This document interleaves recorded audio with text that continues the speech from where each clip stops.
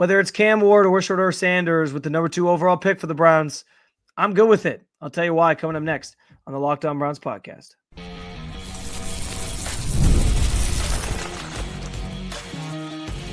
You are Locked On Browns, your daily Cleveland Browns podcast. Part of the Locked On Podcast Network, your team every day. What's up, Dog Pound? I'm Spencer German, your host of the Locked On Browns podcast. I'm proudly covering your Cleveland Browns each and every single day in the land and on the road. I'm at a point where I'm okay, whether it's Cam Ward or Shedeur Sanders that the Browns use the number 2 overall pick on. We finally know the cap implications of Myles Garrett's contract extension and Joe Flacco, a fallback plan for the Browns at quarterback. I do want to thank you for being an everydayer with the Locked On Browns podcast, making this your first listen every single day.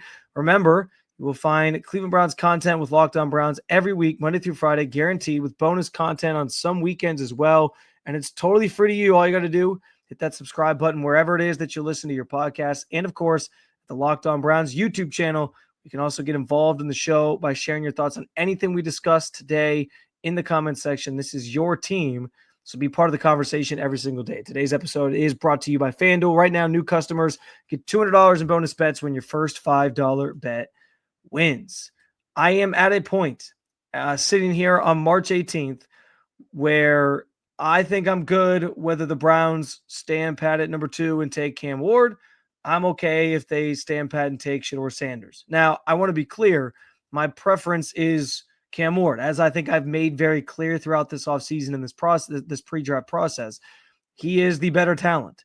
He is the one that has the higher ceiling. He is the one that I think has a better chance to become a true franchise quarterback for I guess, whether it's the Browns or any franchise that takes him. And so, yes, if he's there, as I showed in my mock draft, my 3-round mock draft that I shared with you guys yesterday, if he's there too, I pull the trigger and I don't even think twice about it. Fine. You get your quarterback taken care of with the best guy in the class.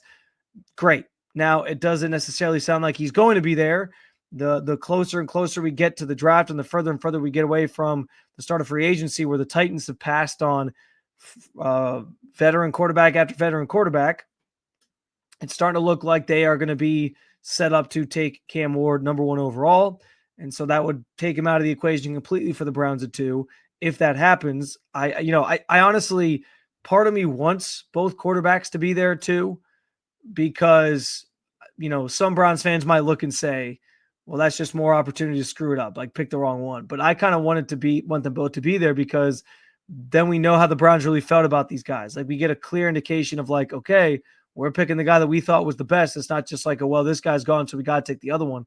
But even if they do end up, even if Cam Ward does get taken, and even if the alternative is they take Shedeur Sanders at 2, I've come to the conclusion that I'm good with it either way. And I don't necessarily think it has to be this like, well, did they want the other one over the other? Because it sounds like they like both. And the more and more I hear from Shedeur Sanders, the more and more we hear about the Browns' link to Shedeur Sanders. It sounds like they really do like him. And it sounds like they really have, thought through the idea that he could be their starting quarterback. And like, the more like, and here's the thing, like Cam Ward's the better talent, but it almost is starting to feel like Shedeur Sanders is just the better fit for Cleveland. His willingness to embrace a losing environment, a losing culture, a situation that isn't the best situation, and try to turn it around is something that it truly impresses me. And that I think a Browns quarterback needs. Baker Mayfield was sort of the same way when he came out of college to the pros and got drafted by Cleveland first overall, where he had this mentality that like he was going to be the guy to fix everything and turn it all around. He certainly was on that trajectory for some time. And then it obviously didn't go the way that anybody planned. And he was removed from the equation altogether.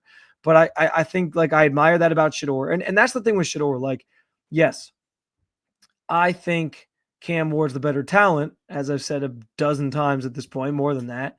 But I think Shedeur Sanders is going to work so hard to prove that he can be this guy. And I think he's going to give you his best every single day. And listen, you can't just draft a guy because he comes off as a good leader and a guy that's like willing to embrace this culture and this environment, and a guy that, is a little, people say he's brash or whatever they want to say. But he has that confidence about him. Like those are the things that have endeared me to him over the course of this process. But that can't be the reason you draft him. Like at the end of the day, you have to believe in your heart of hearts that he can be a great quarterback for you, especially if you're taking him at number 2 overall. And so, if the Browns get to that conclusion, they feel that way about him, I can live with that because I think like both would be good for Cleveland for different reasons. Like I think for Ward, you're getting the best talent in the class. And so, you feel like there's a really good opportunity for him to become that franchise guy. And I know that the Browns have talked about not being one-dimensional in their offense in terms of like only being able to do one thing with one style of quarterback. They want to be able to sort of pivot their offense to what somebody like Cam Ward's skill set is. And Cam Ward talked at the combine about how, he knows he has to get better at certain things because at the NFL level, you can't get away with certain mistakes that he made in college. And he seems willing to be coached into doing those things while also just having this exceptional arm talent to air the ball out, push it down the field, and do some great things. He's a great play action passer, and the Browns run a lot of play action in Kevin Stefanski's offense. So again, I think he's a fit for those reasons. I think Shedeur is a fit because he's going to come in, he's going to embrace the environment, he's going to take the reins in terms of a leadership role. Yes, it might be, again, come off as brash to some, but I think he's going, like his willingness to accept that role and and not being afraid of the moment, like not the spotlight, not being too big because of the environment he's grown up in with his dad. Like that's an important quality on top of the fact that Browns have talked about finding a good decision maker. He is a great decision maker. He knows how to process. Yes, the arm strength is the biggest concern, and I get it. Like he still has shown at times he can make those throws downfield. But again, if you're getting Bo Nix instead of Jaden Daniels, that's okay. Bo Nix took his team to the playoffs, and I think Broncos fans feel pretty damn good about the prospects of their team with Bo Nix at the helm. So again, I think they're both good fits for the Browns for different reasons. I also think like Cam would bring some untapped, not even untapped. Cam would bring like a different level of potential to the Browns offense. But I think Shedeur is the more ready player to step in immediately and like be able to grasp Stefanski's offense and take the reins and run with it and run it effectively from day one if he were to be named the starter at the start of the season. So again, like there's different reasons why I like both, but and there's different reasons why both are a fit for the Browns. I'm at a point where if it comes down to brass tacks and the Browns are on the clock and they have the option of both and they take one or the other, I can live with that. I would lean Cam again, but I'm okay with that. If it comes down to Cam Ward goes 1 and Shedeur Sanders is there and the Browns pull the trigger at 2, I can live with that too. I think both make sense for, again, different reasons. And I get it. You want to identify the best possible quarterback you can when it comes to drafting in this position that the Browns are in. When you're drafting number 2 overall, you have to know that you're getting a great quarterback. And I get why people have their doubts about Shedeur Sanders being that guy. I 100% get it. But if they believe in their heart of hearts, he can do it. And like I said, if he comes in with this desire to be great, and I mean, look who his dad is, I think he can get there, and I think he can still be really good in this league. And for what it's worth, the Shedeur Sanders connection continues to gain steam because you had Jeremy Fowler on the Dan Patrick Show talking about how he knows the Browns love Shedeur Sanders, and you had Todd McShay talking about in his latest piece why the Browns make sense for Shedeur Sanders. Like all the tea leaves are adding up, and for a while I thought it was just like too much smoke and maybe a testament to the idea that they're trying to sort of manipulate the board a little bit, and it was a smoke screen. But it's stayed steady now through the combine to the point where I believe this is like a real thing, that the Browns really do like Shedeur Sanders. That doesn't mean they don't like Cam Ward, but I think they really do like Shedeur Sanders, and they're making it known like there seems to be some indication from those who have a lot of more information than I do that the Browns are comfortable with Shedeur Sanders being the quarterback of the future. And so again, I understand why some people might lean Cam Ward. I understand some of the complaints and gripes about Shedeur Sanders, so much so like that teams don't even have first-round grades on him, according to some reports out there. I get it. But I'm at a point where I'm good with both if that's what the decision is at number 2. And I also think it's the situation that the Browns are in, right? Andrew Berry and Kevin Stefanski know they got to get that position right, and they know they got to figure it out. And right now, your options are slim on the veteran market. Like, we know they're taking a quarterback at some point. You got to take the ones that give you the best chance to win in this rookie class because they're going to draft one. They're going to draft a rookie quarterback at some point, and they know they got to figure this one out because if not, their jobs are at stake and they might not be sticking around to see a next year's draft and add to this roster even further. Let's pivot completely away from the quarterback conversation momentarily because we finally know the financial implications of Myles Garrett's contract. What does it mean for the Browns this year? What does it mean for the Browns in the future?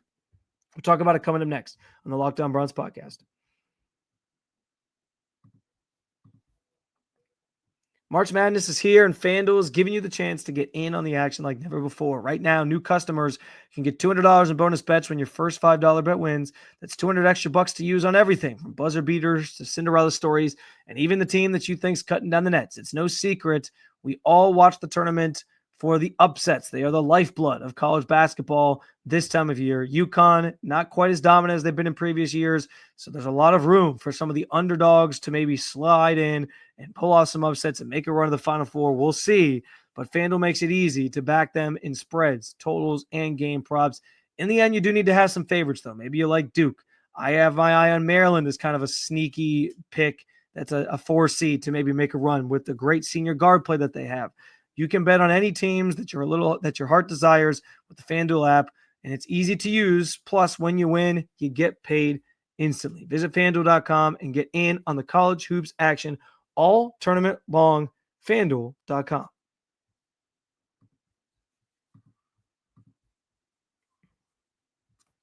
All right, so we finally know the financial implications of Myles Garrett's contract. The details have fully emerged of the year-by-year breakdowns and all those different things. I like to use Spot Track, so I'm going there for this.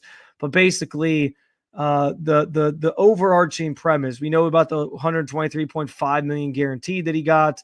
That's not quite all guaranteed up front, but still a good chunk of change that he gets guaranteed up front, including a $21.5 million signing bonus. We know his average annual value is $40 million per year. And at signing, the signing bonus is 2025 compensation, which includes a restructure, proration, and a roster bonus as well. His 2026 compensation, which includes a base salary of 1.3, a restructure of 10.6 in terms of another bonus that gets thrown in there. There's an option bonus proration that starts in 2026 as well, a roster bonus and a workout bonus. All that becomes guaranteed as well at signing. And then $2 million of his 2027 compensation is guaranteed up front. An additional $40.7 million gets guaranteed in from his 2027 compensation, gets guaranteed the third day of the league year next year. So, and it was guaranteed for injury at the signing of the contract. Now, this is a bunch of just kind of like logistical jargon. I know you're not interested in that. You're more interested in what it means for the Browns this offseason, next offseason, years to come, etc. And I'm here to give you that as well, because I can tell you in typical Andrew Berry fashion, this is a backloaded deal. So the bonuses that they've spread out, they've tried to sort of kick this can down the road. This already has 2 void years attached to it in 2031 and 2032. So there's already money that they're going to have to pay when this contract expires, unless they re-sign him again. But his base salary numbers are already small. So unlike the Deshaun deal, when the Browns traded for him and signed him to the extension, where he was like upwards, $40+ million per year in base salary, and then they've restructured it every year after to sort of create extra cap space. The Browns are already sort of fitting Garrett's contract to what they, their salary cap restrictions or the space that they're going to need for years to come. This year's base salary is just $1.255 million. Next year's is $1.3 million. So they've already kept his base salary numbers extremely low for the first 4 years of this deal. It doesn't jump up until 2029. It jumps up to 38 million in that year specifically. But he's already sort of set up where his base salary numbers are low, and that makes it so that the Browns already have some cap flexibility to do some things. And his cap hit this year, it was about 19 million before this extension. It jumps a little bit to 22.3 million, which isn't the end of the world. Next year, it's just 24 million. And then a couple years after that, it's like 28 and 29. So they've kept his cap hit in general relatively, cost prohibitive in the years this year and in the years ahead as the salary cap continues to balloon. And this is the way Andrew Berry does business. He always anticipates the salary cap going up, and therefore these contracts counting less and less in percentage on the cap in general on a year-over-year basis. And so what this means for the Browns this year, though, essentially is like they're not paying that much more for Myles than they already were. It's just a slight uptick, and they still, have they're hoping that they have the leeway in the future to be able to still do things and build around Myles the way that they hope to, because they backloaded the contract the way that they did. And again, it's typical of Andrew Berry to do that, but it doesn't help the Browns a ton at this very moment because they already don't have a lot of cap space, and they've given a little bit more cap this year they've allocated a little bit more of the cap to Myles Garrett this year. But in the grand scheme of things, like, again, the cap's going to go up next year. You're only paying $1 million more than you are this year, essentially, really just, 700,000 more this year than you are that you will next year for Myles. And so, there's some room here to potentially, as you clear what the biggest thing that's obviously holding up everything is the Deshaun deal. We know this. Like, Deshaun's deal is the biggest albatross, the biggest hurdle they have to clear in terms of creating cap space. But I don't envision Myles Garrett's contract being something that really hinders the organization in the future from doing things and making moves and adding to the roster. It's the Deshaun one that does. And so the hope is here that you get out of the Deshaun Watson contract and the costs associated with it that you have to sort of lock into the cap at certain in future years as soon as you can, and then have some flexibility, even with Myles on the books for a couple of years, to still make some moves. In 2029, when you get that $38 million base salary cap hit, that's when, figure, that's when his cap hit jumps up to 62 million. So that's when you'll probably get a restructure for Myles. He'll be obviously much older at that point in his career. He'll be 34. So there's going to be more restructures to come on this, but they've already set it up in a way that allows them to do what they need to in the short term to work around any major salary cap restrictions they already have, to, add free agents and things.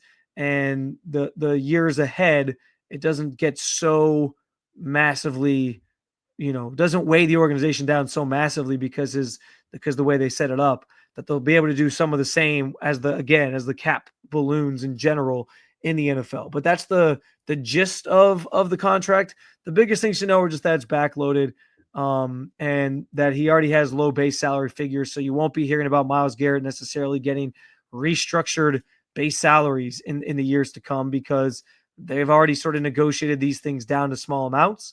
And again, that's all in the name of hoping to, limit the cost now.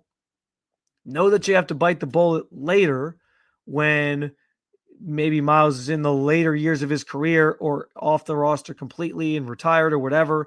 But you do that in the name of trying to sort of add in this very moment and make the team better in the short term. And it's a bold strategy from Andrew Berry. It's the way he's always done it. It's something the Eagles do. Now, it's different when you have a Super Bowl winning roster, as we've talked about. But if they can turn this thing around, they'll be in a situation where Myles isn't costing them so ridiculously against the salary cap in general. And it's just, at least in the short term, and you'll have some flexibility to still do some things potentially. So that's how that's kind of set up. When we get back, though, we go back to the quarterback conversation, this time in the veteran market, because I tell you, as we wait for Aaron Rodgers and we wait for Russell Wilson, feels like everything's pointing back to the Browns landing on one familiar face to be their veteran quarterback next season. We'll talk about it coming up next on the Locked On Browns podcast. The NCAA tournament is here, and so is the bracket breakdown. Locked On Podcast Network and Amazon Fire TV channels are teaming up to deliver NCAA tournament coverage like never before.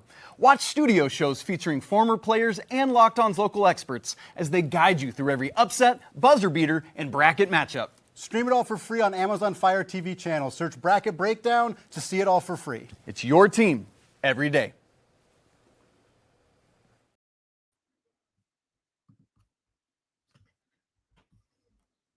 Like Thanos in Avengers Endgame, the Browns may not be able to live with their own failures, and it may just bring them back to Joe Flacco. How about that? Yeah, so I want to get into this because we are all sort of in limbo right now, being held hostage, if you will, by Aaron Rodgers as he mulls over his quarterback decision. You know, it's funny. Sam Darnold, I think, was like the coveted quarterback of this free agent class, I would say. Or the most coveted. And, you know, he kind of had his moment to sort of make a decision. And then there was other, like Daniel Jones at one point was holding up the quarterback market. It always seems like every year, Aaron Rodgers is always somehow the center of attention when it comes to the quarterback conversation. He's done that again. He has hijacked the quarterback conversation for several days now while he mulls over where he wants to do, where he wants to go. Pittsburgh's in play. The Giants are in play. Sounds like the Vikings are in play, which again would be hilarious if he finished off the Brett Favre arc to end a career by going from the Packers to the Jets to the Vikings. I kind of need that in my life. It would be funny, but we'll see. Regardless, while he mulls it over, we're waiting for a decision from Aaron Rodgers. And then I think from that, you're waiting for a decision from Russell Wilson. But and even though the Browns hosted Russell Wilson on a visit last week, there's a good chance that Russell Wilson doesn't choose the Browns. He's been linked to the Giants for several years when he first was sort of on the outs in Seattle. I think a lot of it just has to do with, you know, Sierra, his wife's work in New York for, you know, obvious reasons. Her setup there, it would make life a little bit easier for them, I'm sure, in some capacity. And so New York has always had this pull for Russell Wilson, and there's a good chance maybe he chooses them over the Browns. There's a good chance, you know, that he chooses another team, even if maybe he goes back to Pittsburgh if Pittsburgh doesn't land at Aaron Rodgers. And so the Browns, we don't know where the Browns kind of are on his list of destinations anyway. But as I think about this more and more, and then you look at the other options that are out there, there's Carson Wentz. I think Carson Wentz will be fine. You know, if you're looking for that bridge gap to sort of get you to the whatever rookie you're going to draft, right? Fine. You know, Desmond Ritter's been brought up as a name that maybe people are willing to think about, or that maybe deserves a chance to sort of see what he can do, prove what he can do. And so, yeah, like I get it. But the names aren't great. And so I just keep coming back to this idea, and it's starting to feel this way based on some things that I've heard and what's being reported now as well, that the Browns have at least entertained a reuniting with Joe Flacco as a possibility. And they've had conversations with him, and there's a chance that it happens.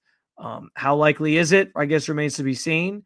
But it does sound like it's on the table, and they're sort of waiting for some of these other dominoes to fall before they pull the trigger on something like that. But it just feels like that's where we could be headed.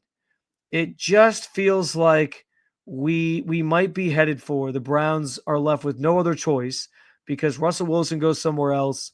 Aaron Rodgers, I wouldn't even consider, obviously, if I'm the Browns. And they don't necessarily want Carson Wentz or Desmond Ridder or Trey Lance or any of these other guys because the pickings are slim at this point. And they just decide, you know what, let's go with the thing we know. Let's go with the devil that we know. All these quarterbacks are flawed. They all have issues. Joe Flacco's now 40. But guess what? He can come in. He can run the offense. You saw him do it a little less or a little more than a year ago. Pretty effectively to get the Browns to the playoffs over, help lead them to the playoffs in a 5-game span and then into the postseason. And obviously that game didn't go the way anybody hoped, but you know what to expect from Joe Flacco. And you can feel comfortable about him being out there running your system and not somebody coming in having to like learn new terminology and all these different things. So I'm telling you, like, it just feels like it's setting up for Aaron Rodgers to make his choice soon, Russell Wilson to make his choice soon and to not be the Browns.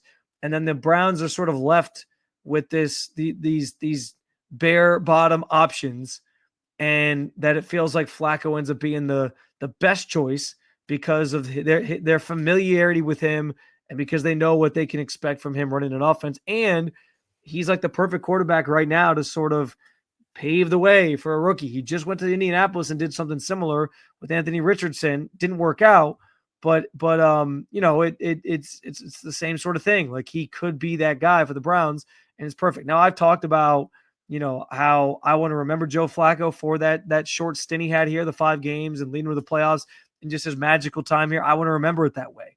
And I would hate for him to come here and just be a washed version of himself that can't run the offense as well. And then it sort of stains that moment in time, that fun end of the Browns 2023 season that we all got to experience. But I can wrap my head around the idea that it makes sense because he's a fit. He knows what he's doing in Stefanski's system. He knows the offense already, all those different things.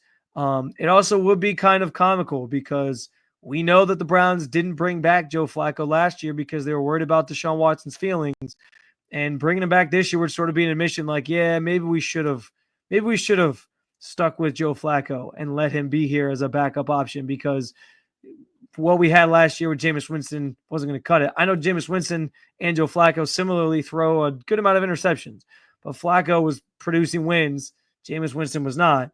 And you just wonder how things could have maybe gone differently last year if maybe that was their backup over Jameis Winston. But they chose feelings over, what was best for the position, I guess, in some respects. And so here we are. But I do think there's a real possibility that that's where the Browns land, that Joe Flacco ends up being the best option available of again, bad all-around list of options that you could grab as veteran quarterbacks at this point, because the market's thinned out and, you're down to the bare bones here. There's not much.